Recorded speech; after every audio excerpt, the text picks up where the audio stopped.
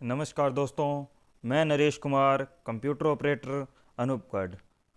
आज हम बात करेंगे कंप्यूटर की पीढ़ियों के बारे में। कंप्यूटर की पीढ़ियाँ कंप्यूटर के विकास के इतिहास को हम एक समय अंतराल में विकसित की गई नई तकनीक के आधार पर 5 पीढ़ियों में समझ सकते हैं। प्रत्येक पीढ़ी में कंप्यूटर के मूलभूत सिद्धांत व उसके किसी भाग में नई तकनीक के विकसित होने पर एक नई पीढ़ी की शुरुआत होती है। गणना के लिए बने पहले उपकरण से लेकर आधुनिक कंप्यूटर के आविष्कार तक का समय 5 भागों में विभाजित किया गया है, जिनका विवरण निम्न प्रकार है। प्रथम पीढ़ी। कंप्यूटर की प्रथम पीढ़ी की शुरुआत 1946 में हुई थी। इस पीढ़ी के कंप्यूटर्स में आंतरिक मेमोरी के लिए वैक्यूम ट्यूब का उपयोग किया जाता था। इनकी प्रोग्रामिंग बहुत कठिन थी तथा ये स्टोर प्रोग्राम के आधार के सिद्धांत पर कार्य करते थे। इस पीढ़ी का मुख्य computer electronic numerical integrator and calculator था, जो एक्रेट तथा मैकली के द्वारा 1946 में विकसित किया गया था। द्वितीय पीढ़ी सन 1956 से 1965 तक। द्वितीय पीढ़ी के कंप्यूटर्स में वैक्यूम ट्यूब के स्थान पर ट्रांजिस्टर का उपयोग किया जाता था। इसका विकास जॉन ब्लिने तथा विलियम बी शोकली ने अमेरिका की वेल प्रयोगशाला में किया था। इस पीढ़ी के कंप्यूटर्स में प्राइमरी मेमोरी के लिए मैग्नेटिक कोर का उपयोग किया जाता था। UNI VAC 1108 इस पीढ़ी का मुख्य कंप्यूटर था। इस काल में कंप्यूटर्स का प्रयोग व्यापार तथा उद्योगों में किया जाने लगा। तृतीय पीढ़ी 1966 से 1970 तक। तृतीय पीढ़ी के कंप्यूटर्स में बहुत महत्वपूर्ण परिवर्तन हुए थे। इस पीढ़ी के कंप्यूटर्स में आंतरिक कार्यों के लिए इंटीग्रेटेड सर्किट का प्रयोग किया गया था। ट्रांजिस्टर एवं कैपेसिटर आदि को मिलाकर एक चिप बनाई गई, जिसे इंटीग्रेटेड सर्किट कहा गया। यह इस पीढ़ी का महत्वपूर्ण आविष्कार था। इंटीग्रेटेड सर्किट को प्रयोग में लेने के कारण कंप्यूटर आकार में छोटे, गति में काफ़ी तेज तथा अधिक विश्वसनीय हो गए। चतुर्थ पीढ़ी 1971 से 1985। चतुर्थ पीढ़ी के कंप्यूटर्स में VLSI तथा माइक्रोचिप का प्रयोग किए जाने लगा। इसका विकास CPU के एक चिप पर डिजाइन होने पर संभव हुआ। इस कार्य को VLSI ने संभव बनाया था।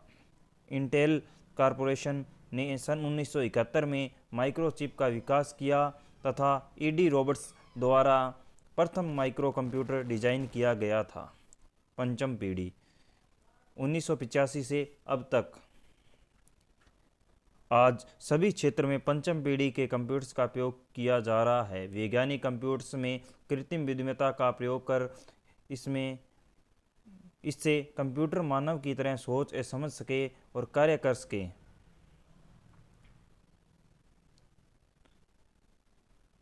डेटा और सूचना।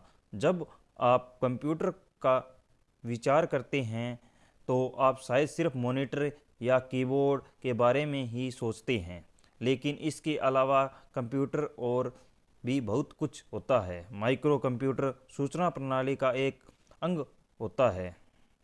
सूचना प्रणाली के 5 भाग होते हैं। ये निम्न प्रकार है। यूजर। सूचना प्रणाली के 5 भागों में से इस अंग को नज़रअंदाज करना आसान है।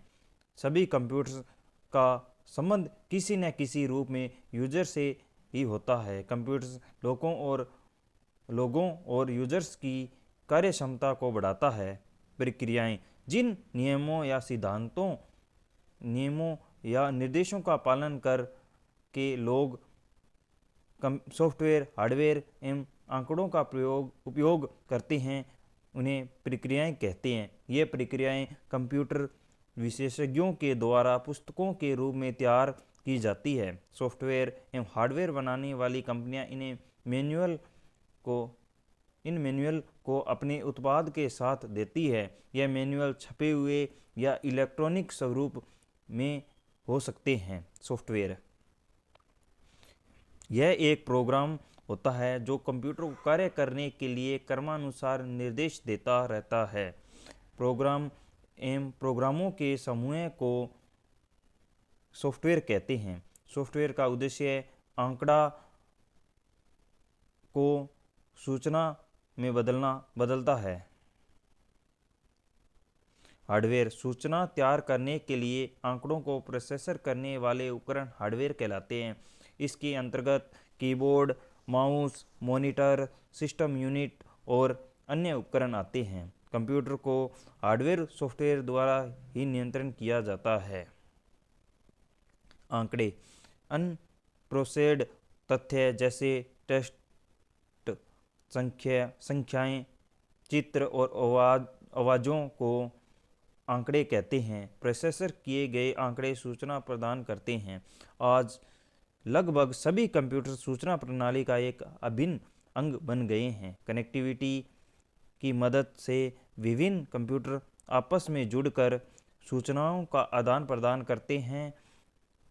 इंटरनेट कनेक्शन के साथ साथ यह कनेक्शन टेलीफोन, केबल या हवा के माध्यम से होता है। कनेक्टिविटी की मदद से यूजर्स अपनी सूचना प्रणाली की क्षमता एवं उपयोगिता का अत्यधिक विस्तार कर सकते हैं। एक कुशल यूजर बनने के लिए आपको सूचना प्रौद्योगिकी के मूल तथ्यों के साथ साथ सॉफ्टवेयर, हार्डवेयर तथा आंकड़ों को समझना भी आवश्यक है।